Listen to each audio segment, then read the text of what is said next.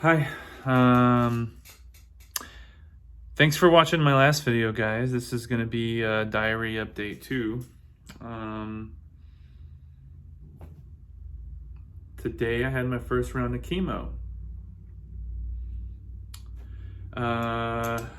So I showed up at David Grant Medical Center around 8 o'clock. Right on time to be early to get started.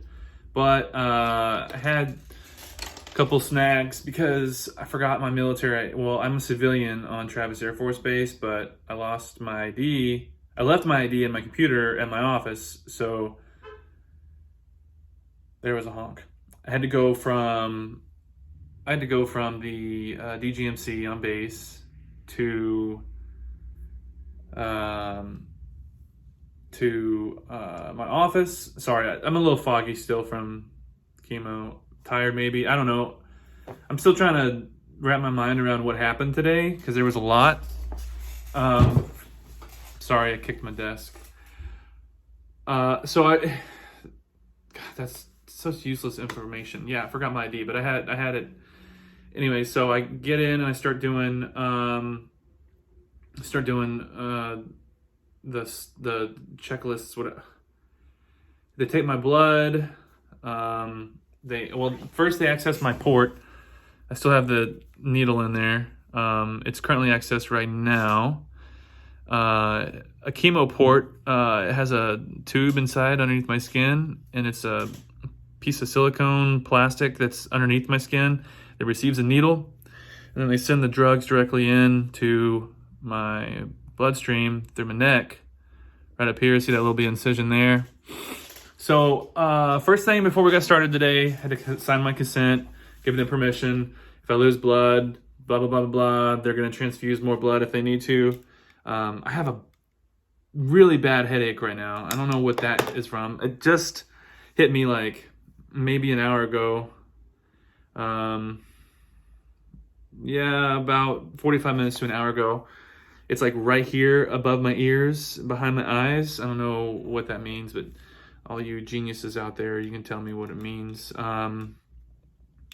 So I sign the consent, they access my port, they flush it, start giving me fluid. Oh, no, they take my vitals, and then they take my blood for labs because they want to test my blood and stuff for things. I don't know, just stuff that I don't get or understand, but they got to do it. It's science. I don't know a thing about science, and that's okay.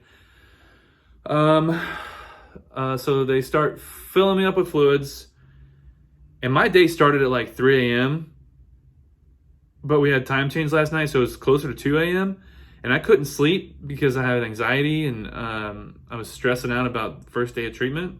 Really wasn't as bad. Like, at the end of the day, it really wasn't that bad. I'm gonna ramble a little bit, so I'm sorry. Hit that. You can fast forward how fast I speak and just like playback speed to 1.5. I think that's a good speed, and you can get through this a little bit quicker because sometimes I'm long-winded on stories. All right, so I get going with the coffee this morning. I do my yoga. I do some push-ups. I do some sit-ups. I do some planks. Just normal morning routine. I cool down outside. It's nice and cool. Drink some coffee and relax and watch. Right now I'm watching Parks and Rec, and I play my video game Hearthstone Battlegrounds. I'm like 5,700, I think, or 6,200. I don't know. I'm one of those. I love that game. So much fun. So then I move forward. I get to the labs, they do everything, and I'm getting fluids now. Now you're caught up to the fluids part. God, I'm so sorry. I should have wrote this stuff down, but I'm not. I don't want to edit these. I don't want to take. I just want to post them. I just want to be able to get my thoughts out and maybe get some, ideas back on how I can, like improve my day. Because I also had an omelet with cheese and beans and some bacon, and then I had yogurt. With my coffee as well. So I had a real breakfast this morning, and I've been intermittent fasting since early January, where I don't eat breakfast, and I pretty much don't eat lunch until like mid-afternoon, like 2-ish, anywhere from 16 to 20 hour fast. So I'm sitting there, and then they give me fluids, and it's like a liter of saline, and then they go to the cisplatin. Finally, around 10. Finally, the cisplatin goes in. Takes about an hour, slow drip. I feel fine. I didn't feel anything there. And then they switched out to isoprol, isopropyl.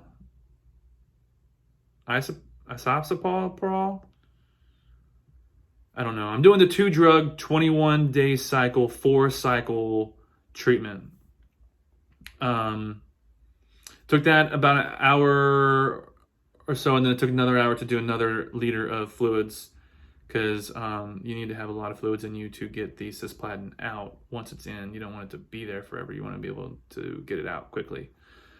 Oh my gosh, terribly long story. So the bad news from today, first thing I did when I got in there, when I was signing the release for the treatment, my doc came in. We did a CT scan last week, and the results of the CT scan were not very good. So first CT scan was just on my abdomen, and they did a chest x-ray, and they found nothing in my chest, and they found a lot in my abdomen. I think the largest size was like 3 centimeters, something like that. So they do a chest CT to find out if there's any more. And there's like a 3 centimeter one over here, a 3 centimeter one over here. There's like 2 or 3 in my lungs. It's everywhere in my throat. And like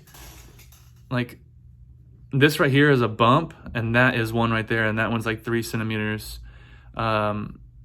You can kind of see it swollen. But anyways, so they're everywhere. So tomorrow I have a brain MRI, and I just can't wrap my mind around this shit still. Like, how did this happen? Like, I just don't understand. I went to the doctor in 2011. They said it was nothing. They literally gave me antibiotics for it, and it was always there, but every doc that I brought it up to, there was like, oh yeah, if there's nothing, then there's no reason for us to do anything. But there was always a lump. So I go from that to where I'm at now, and I have cancer all over my body. They moved me from stage 2A to stage 3A with good risk, which I don't completely understand, but pretty much means that have lymph nodes further spread out from the origin of the tumor, which was my testicle, and it's gone all the way up into my throat, and they're gonna be able to find out tomorrow if it's in my brain. And I still just can't wrap my mind around this. So yeah.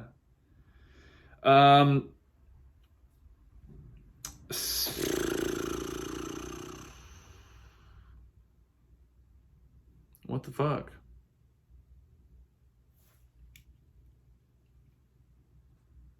I'll see you guys later.